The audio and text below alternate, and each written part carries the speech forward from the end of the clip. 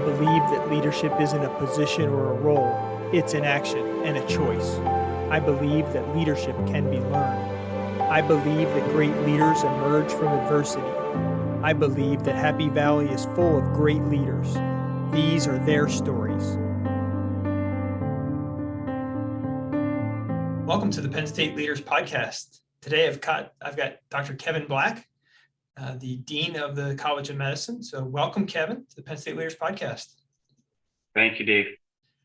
So first, let me tell us a little bit about who you are, how you got to Penn State, and what your role is here at Penn State. Happy to, Dave. I am currently the interim dean of Penn State College of Medicine and physician-in-chief of Penn State Hershey Medical Center. My clinical background is orthopedics. My first 6 years of my career were at the Medical College of Wisconsin, where I started the sports medicine program, and then I came to Hershey in 1993.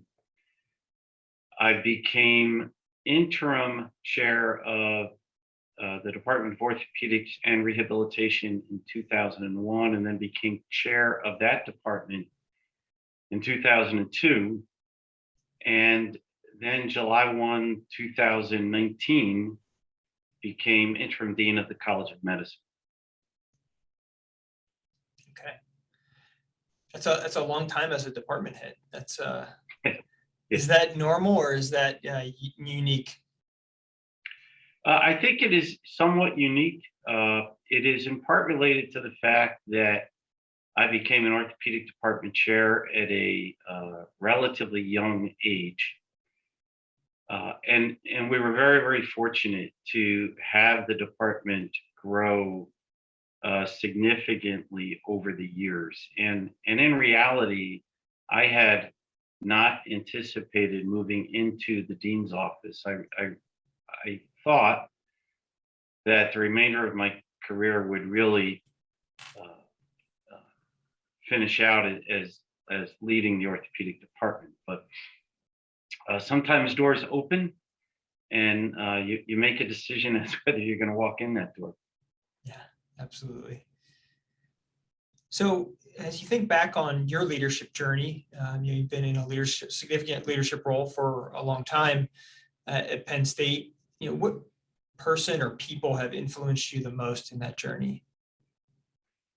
I think there are some people that in my personal life that were tremendously influential. And then there are two people that jump out in my professional life. And no question in my personal life, it would be my parents. And and I did not appreciate it really until I became an adult, or the significance of it, I really should say. But I grew up in a very blue collar family, and my parents unfortunately had to deal with an awful lot of awful lot of adversity in their life. And there were economic challenges, there were major health challenges in the family. And I knew when I was younger that it was very difficult on my parents at that time. But I don't think that I appreciated their perseverance and their commitment to giving their children opportunities that they did not have. And I don't think there's any question in my mind that what I learned from them, one of the many things I learned from them, is commitment to others and putting the needs of others ahead of yourself. Professionally, there are two individuals that continue to be mentors of mine. One is Dr. Mac Everts, who had been my orthopedic department chair when I was a resident in Rochester, New York. And 6 months after I finished my residency, Dr. Everett became the dean of Penn State College of Medicine, and is one of the major reasons that I came to Penn State. He is a person that, while on one hand personifies achievement, and I think has assumed every leadership role that one can assume in the orthopedic profession, he was also somebody that could speak with people from all walks of life, and treated everybody with the same level of respect, regardless of the initials behind their name, and what kind of work they did or where they came from.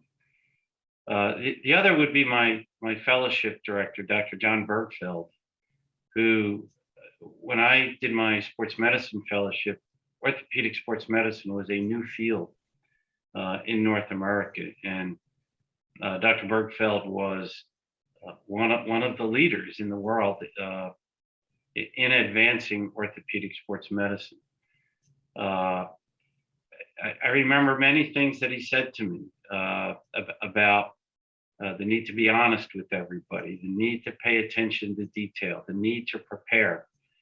But much like Dr. Everts, he treated everybody with tremendous respect, and as a result, throughout their career, they have been two of the most admired and beloved men I have ever known. So I just consider myself so blessed to have had the opportunity to learn from them professionally, but also see what it means to be a true leader. So it's interesting, you talked about their ability to relate with people and respect for people. What is it? It may seem like a silly question, but when people do that, what is it that you think draws people toward that want to follow someone like that?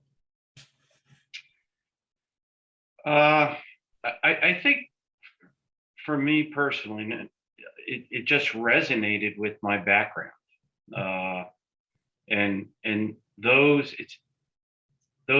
people that are in that are not as advantaged socially or economically,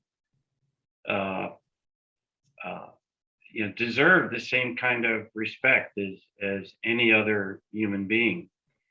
I think we forget that people come from different backgrounds, and they have had different opportunities.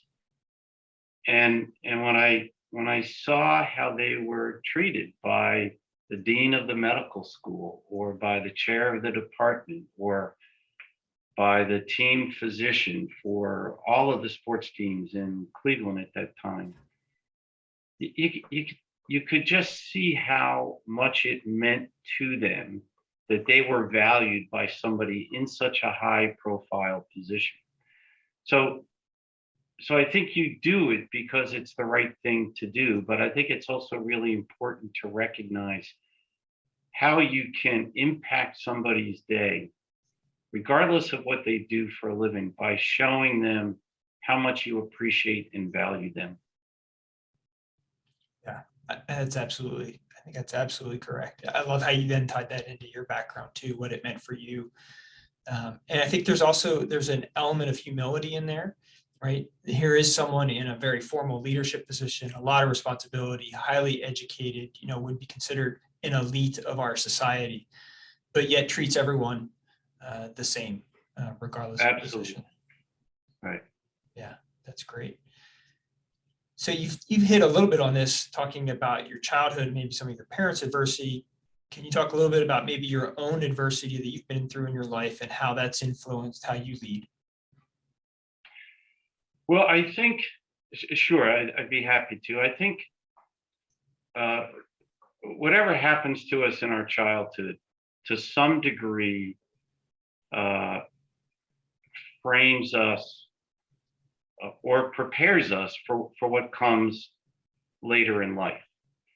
And Kipling said the child is the father of the man. I would say it's also the mother of the woman.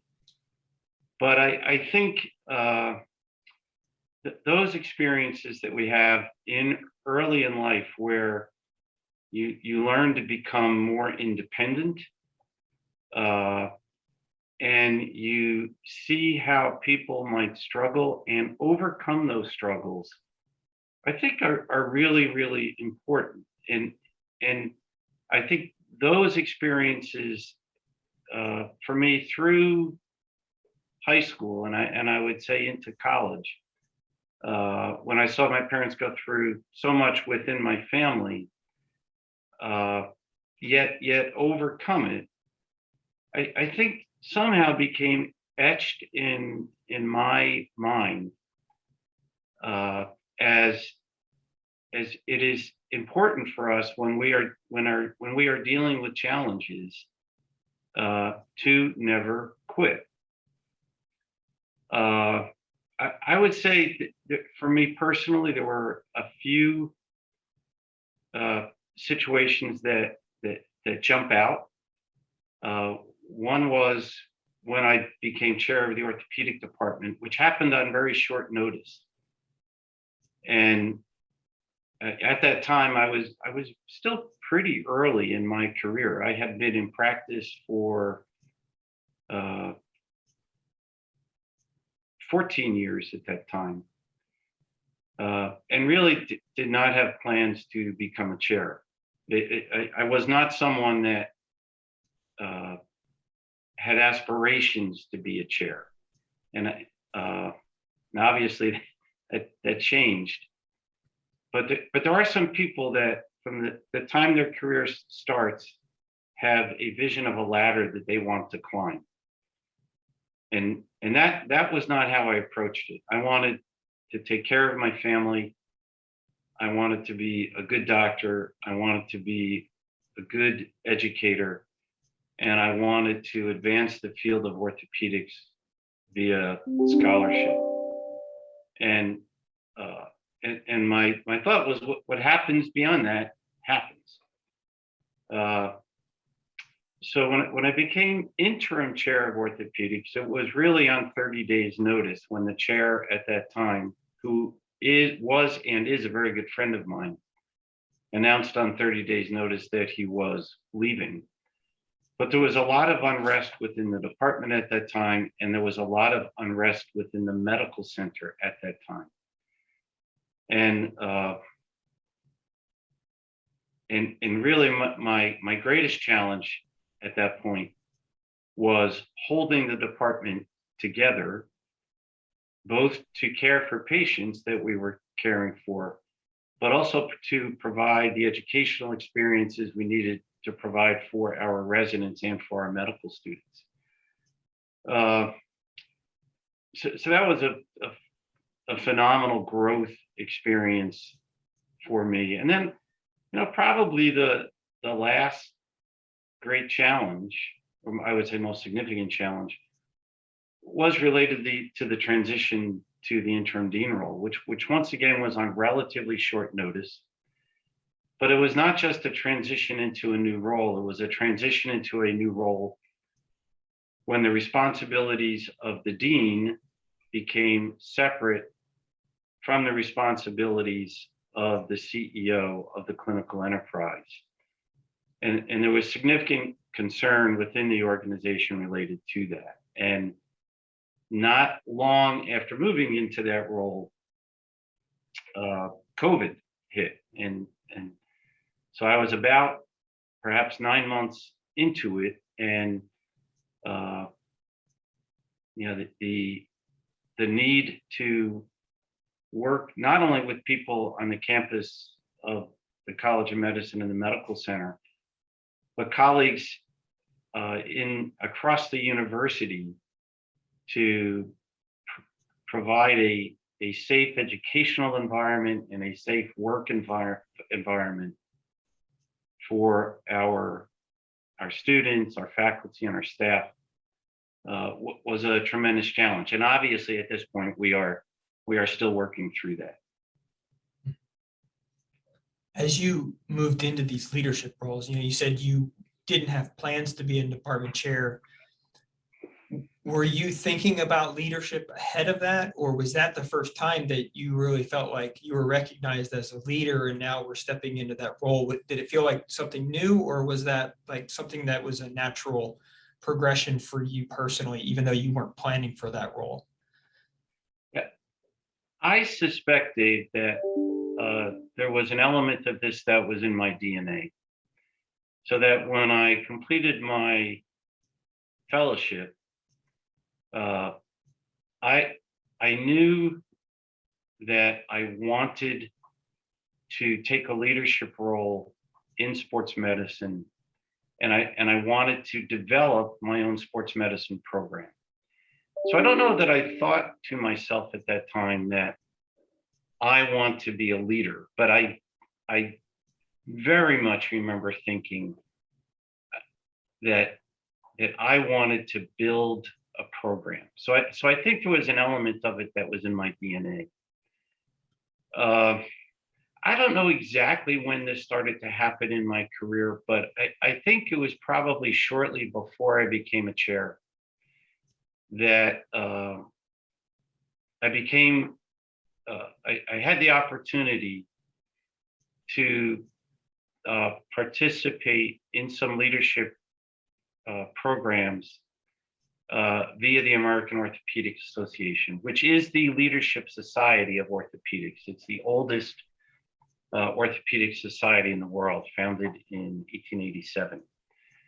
So there were some programs that the American Orthopedic Association was putting on in association with the Kellogg School at Northwestern, and then subsequent to that at the Booth School at the University of Chicago, that I attended and enjoyed. And somewhere around that time frame, I found myself reading more and more about leadership, and so I think it probably preceded me moving into the role as an orthopedic department chair by a little bit, but the timing was great in that the more I learned about leadership and appreciated what the opportunity was to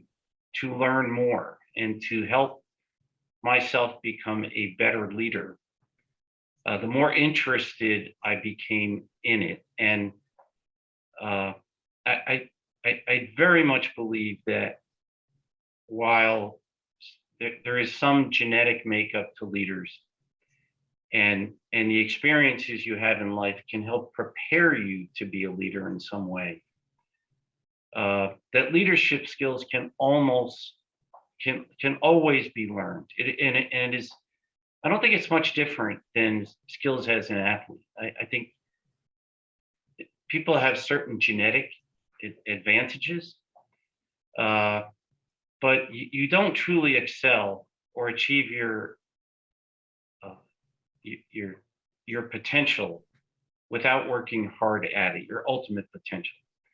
And I think leadership is the same way. And so for me, I would say it's been maybe a 20-year experience, maybe a 25-year experience, where I felt a calling to it and became passionate about learning more about it. That's interesting. And I think you're absolutely right. I mean, that's one of the premises of this podcast, is that anyone can be a leader and it can be learned. And that's one of the reasons that I want to share leadership experiences of Penn State's leaders with other people so they can learn from those experiences. Are there any books or podcasts? I mean, you've studied leadership for many years. You said you kind of had that spark in you going through that training program. Anything you would recommend to people who want to develop their leadership skills? And it could be activities they do, or how can someone begin to fulfill some of that maybe spark in them to be a leader? Yeah, I have found the greatest value in self-study and in reading. And it is not too dissimilar uh, from applying what you read to your work, and it is not too dissimilar from being a surgeon. So you can't learn how to be a surgeon by reading a book, but you do need to read the book, and you need to read the literature so you know the technique.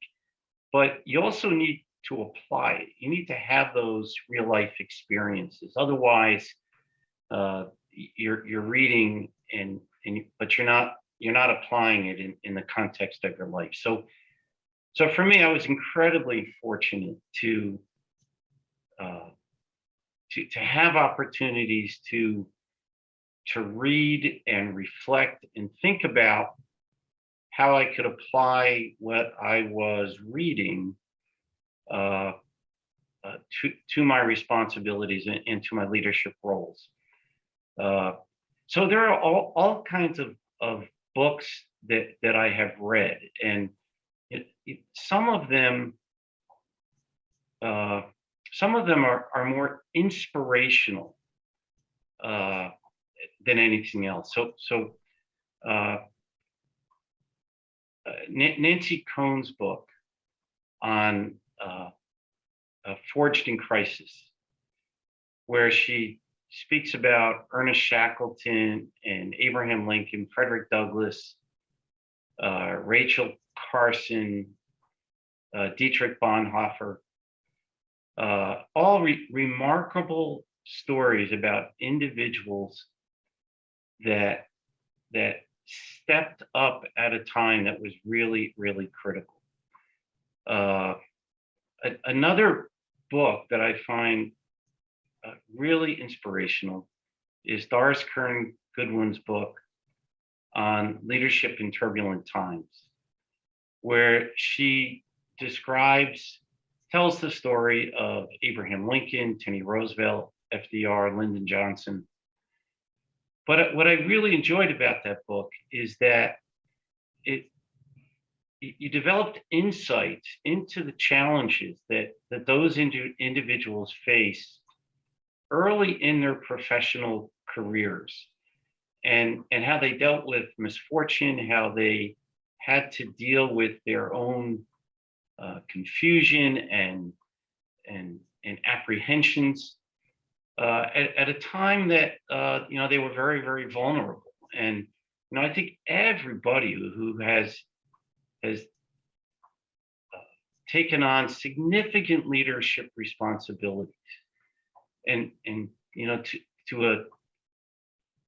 I would say, for a leadership responsibility to be significant, there has to be some degree of adversity associated with it. So if there's no adversity, it's almost as if you just need to manage a situation. And I think managers are very different than leaders. And I think when you're in those situations, it is healthy to question yourself and wonder if you're doing the right thing. And I don't think that's a sign of weakness. I think it's a sign of humility. So there are those kinds of books that talk about people that I think as great leaders. There are other books I think that are more fundamental about operations. And I don't, when I say fundamental, I don't mean in a really simplistic term, but they are so key to being a good leader. So Kouzes and Posner wrote a book called The Leadership Challenge. I think it's in its 6th edition now, which is a data-driven book related to leadership and leadership principles, where they speak to integrity and competency and how important it is to be able to create a vision and to communicate and inspire others. There's a book written by Patrick Lencioni called 5 Dysfunctions. Sorry, I was blanking on the name. 5 Dysfunctions of a Team. a great leadership book. It's a short book. It is a fable, but no one can lead in isolation, and everyone needs a support network. They need a team around them. And whether you're leading on a hospital floor or in the operating room or uh, in a department at Penn State or whatever kind of work you're in, people just don't work in isolation. And it's the team output, the excellence at the team level that really drives the outcome. And then there are some books that I think are just great books that combine personal stories with real life events. So Bryce Hoffman wrote a book about Alan Mulally. It's called The American Icon, and how Alan Mulally rejuvenated the Ford Motor Company after decades of struggle. And one of the things I try to take a take home, at least one take home out of every book that I can lodge in my brain. And one of the things that really impressed me about that story was that Alan Mulally had no history in the motor vehicle industry. He came from Boeing. And there was a lot of concern at that time about someone from outside the motor vehicle industry coming into Henry Ford. But one of the points that it emphasized to me is that leadership skills are transferable. And when the recession hit in 2008 and the federal government was bailing out the motor industry, it was the Ford Motor Company that did not take a bailout, and they thrived. So to me, it's a really, really good read. And I am not a military person. There's a book written by two Navy SEALs, Willink and Babin, called Extreme Ownership. And it really, the major point, not the only point, is really in the title. So if you're in a leadership role, you own it. And Nelson Mandela once said that, when you lead, if it's credit, you give the credit to other people. But when things are going wrong, you take that responsibility.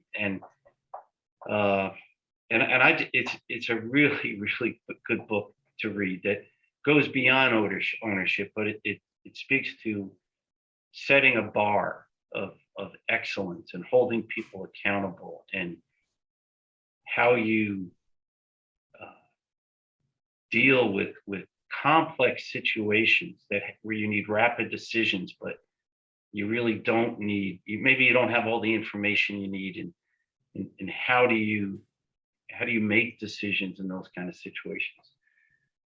I would say there are two other books that I absolutely love, and one is also a leadership. It's a book related to the military, written by David Marquet, called "Turn the Ship Around," where he, in the space of 12 to 24 months, he took over command of the lowest ranked nuclear attack sub in the U.S. Navy. And within that time frame, it became the number one ranked nuclear ship by measures of retention, morale, and performance in drills.